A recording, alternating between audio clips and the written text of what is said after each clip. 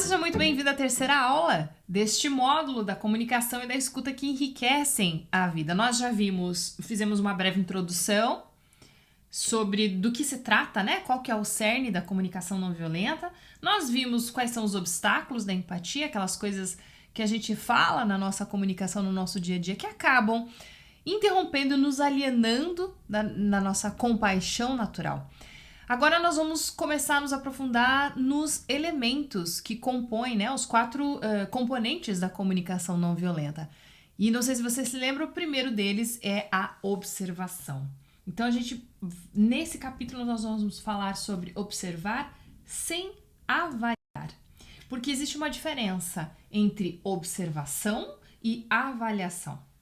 Esse primeiro componente da comunicação não violenta, ele necessariamente está pedindo para nós separarmos avaliação de observação. Porque o que acontece, via de regra, é que quando a gente mistura essas duas coisas na nossa comunicação, a tendência é que a pessoa que está nos ouvindo, ela receba isso como uma crítica. E se ela recebe como uma crítica, ela vai erguer barreiras para se proteger e aí aquela conversa já não vai ser tão interessante quanto poderia ter sido. Então, mas qual que é a diferença entre observar e avaliar? Observação é o que você entendeu da situação, o que você pode ouvir, ver, tem a ver com os fatos.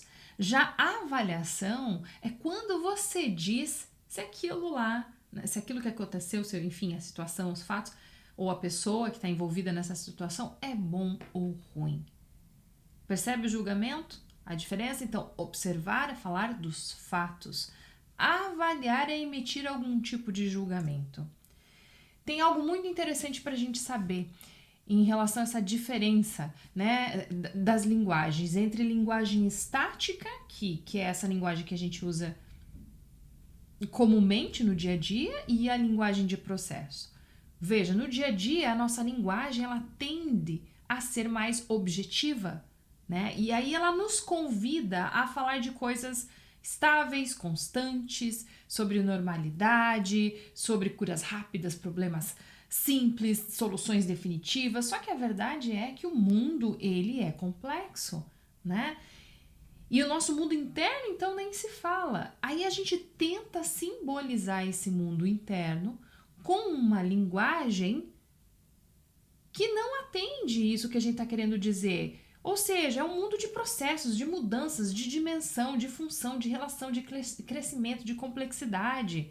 E aí acontece um desencontro, né, entre esse nosso mundo sempre em mutação e as formas relativamente estáticas que a gente tem na nossa linguagem. Acontece um desencontro, isso é um problema se você for parar para pensar. Então, o que é uma linguagem estática? Veja, nesse exemplo eu estou dizendo que Joana é barbeira. Eu estou fazendo uma avaliação, eu estou fazendo um julgamento de Joana. Eu estou pegando a Joana como ser, como pessoa e colocando ela dentro da caixinha de ser barbeira. Eu coloquei um rótulo, Joana é barbeira. E isso, para nós aqui, é violento. Porque, de repente, eu reduzi todo um ser humano a um rótulo. A linguagem de processo vai convidar a gente a olhar um tempo e um contexto determinado. Então, olha só. No trajeto até aqui, a Joana não soube trocar a marcha e fechou 3 vezes os outros motoristas. Você deve estar pensando assim, meu Deus, Ana, a Joana é barbeira, né? Se ela fez isso. Bom, brincadeiras à parte, você já parou para pensar que talvez a Joana não está num bom dia? Talvez ela recebeu uma notícia desestabilizadora, seja no trabalho, seja na vida familiar.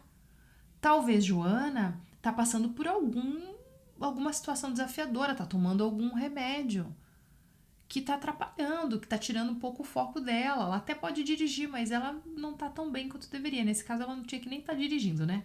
Mas você já parou para pensar que muitas coisas podem estar acontecendo?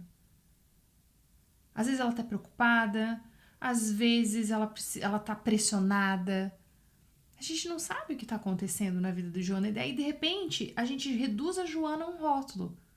Quando se fosse ver o histórico de Joana, por anos, a Joana dirigiu bem. E naquele dia, ou naquela semana, ou naquele mês, a Joana não tá tão bem.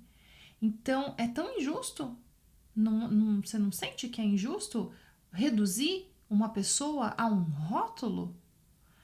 Por isso que essa linguagem de processo, ela faz muito sentido aqui numa comunicação que visa abrir um espaço para compaixão, para que ela flua. Então, o primeiro passo é justamente a gente separar a observação de avaliação.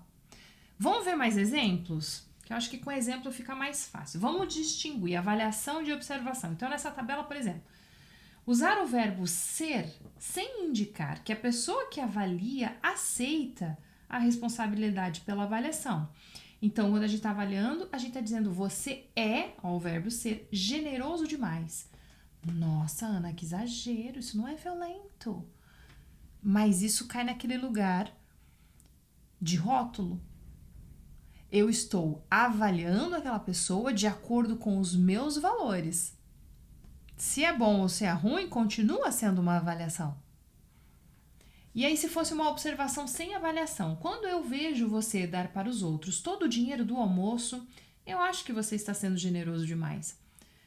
Consegue perceber que no segundo exemplo, nós estamos falando sobre, a gente tem um contexto e a gente está falando das ações naquele contexto? Isso é observação. Você dizer que a pessoa é generosa demais é um julgamento, é uma avaliação, porque você está emitindo essa opinião a partir dos seus valores. Não quer dizer que é um fato, quer dizer é o que você pensa, é uma confissão sua. Vamos para mais um exemplo. Usar verbos de conotação avaliatória. João vive deixando as coisas para depois. Como seria se fosse sem avaliação? João só estuda na véspera das provas. Vamos para o próximo. Implicar que as inferências de uma pessoa sobre os pensamentos, sentimentos, intenções ou desejos de outra são as únicas possíveis. O trabalho dela não vai ser aceito, não será aceito. Como seria uma observação sem avaliação? Acho que o trabalho dela não será aceito. Ou então, ela disse que o trabalho dela não seria aceito. Essa aqui é uma coisa que eu percebo muito no nosso meio, ou pelo menos nesse pessoal que está de alguma forma se colocando ou como professor, ou como mestre, ou como coach, ou como mentor, ou como guru, ou como qualquer coisa nesse sentido. Esse tipo de construção da linguagem. Se afirma uma coisa dizendo que é, né? Só que você não tem como realmente saber. Por isso que é importante você falar, eu acho, tá partindo de mim essa opinião, ou então você realmente sabe, ela me disse. Aí sim. Confundir previsão com certeza. Se você não fizer as refeições balanceadas, sua saúde ficará prejudicada. Isso é uma previsão, não é uma certeza. Como seria uma observação disso? Se você não fizer refeições balanceadas, temo que a sua saúde fique prejudicada. Gente, são detalhes, mas são detalhes que fazem tanta diferença na nossa comunicação. Falo por experiência. Quando eu comecei a me observar e ficar atenta e presente para isso, como mudou a maneira como eu me comunico, mas principalmente a maneira como as pessoas com quem eu estou conversando recebem o que eu estou falando. Realmente fez diferença e abriu um espaço e um fluxo que eu fui muito mais longe nas conversas, eu consegui ser muito mais autêntica, rendeu muito mais, sabe? Vamos pro próximo. Não ser específico a respeito das pessoas a quem se refere. Os estrangeiros não cuidam da própria casa. Como seria, então, essa generalização ela é complicada, né? É importante em alguns momentos. Claro que tem contextos. Você vai fazer sempre isso? Nossa, é cansativo, vai ter contextos que tá implícito. De repente, a pessoa com quem você tá conversando, isso já tá ali, já faz parte. Você não precisa ser tão minucioso na sua comunicação, mas vale muito a pena você saber, estar atento, estar presente. Não, que essa comunicação nesses contextos favoráveis que você pode falar assim, ela venha de um lugar de consciência, não de um lugar de inconsciência, que é o que normalmente acontece conosco. Como que seria o exemplo? Não vi aquela família estrangeira da outra rua limpar a calçada. É bem diferente de uma população inteira de estrangeiros, né, não cuidarem da própria casa, do que daquela família que mora no outro lado da rua. É muito mais assertiva essa comunicação, né? Vamos para o próximo. Usar palavras que denotem habilidade sem indicar que se está fazendo uma avaliação. Observação com avaliação. Zequinha é péssimo jogador de futebol. E qual que é a observação? Em 15 partidas, Zequinha não marcou nenhum gol. Eu coloquei esse exagero só pra gente dar risada. Você vai, é o mesmo exemplo lá da Joana Barbeira, né? Você fala, meu Deus, cara, mas ele não marca nenhum gol. Mas às vezes ele não tá lá de atacante, né, meu povo?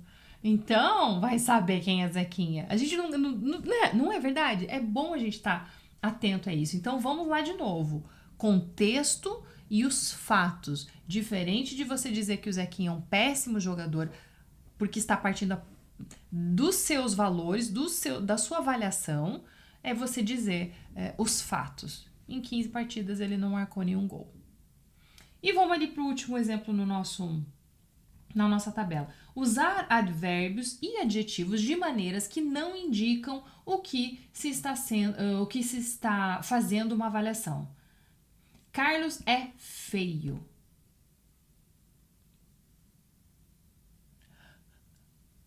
A aparência de Carlos não me atrai. Opa, que diferença, né?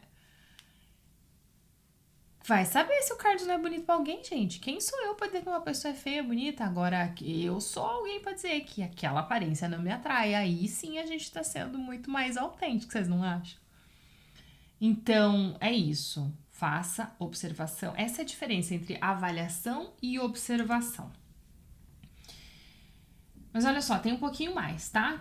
A gente pode ir um pouquinho mais fundo. Quando que é observação e quando que é avaliação? Então, observações. Sempre que eu vi Ricardo ao telefone, ele falou pelo menos meia hora. Isso é uma observação. Como seria uma avaliação? Você tá sempre ocupado. Ou então, Ricardo tá sempre ocupado. Consegue perceber a diferença? Vamos pro próximo. Eu não consigo me lembrar de você jamais ter escrito para mim. E como seria uma avaliação? Ela nunca está quando a gente precisa dela. E olha só, as avaliações, a gente tem algumas palavras que vale a pena a gente perceber. Você raramente faz o que eu quero. A gente pode até usar essas palavras, mas a gente precisa ter um pouquinho de cuidado. Como seria uma observação? Nas últimas 4 vezes em que comecei alguma atividade, você disse que não queria fazê-la. Ou então, ele aparece aqui com frequência. Fica meio vago, percebe? Você raramente faz o que eu quero. Ele aparece aqui com frequência. Tá vago, não tá especificado, não tem um contexto, né? E aí o exemplo, ele aparece aqui pelo menos 3 vezes por semana. O convite é: tente sempre separar observação, os fatos, o contexto que aconteceu, o que você viu, da sua avaliação, do seu julgamento. Ou seja, dizer se aquilo é bom ou ruim, se está de acordo ou não com os seus valores.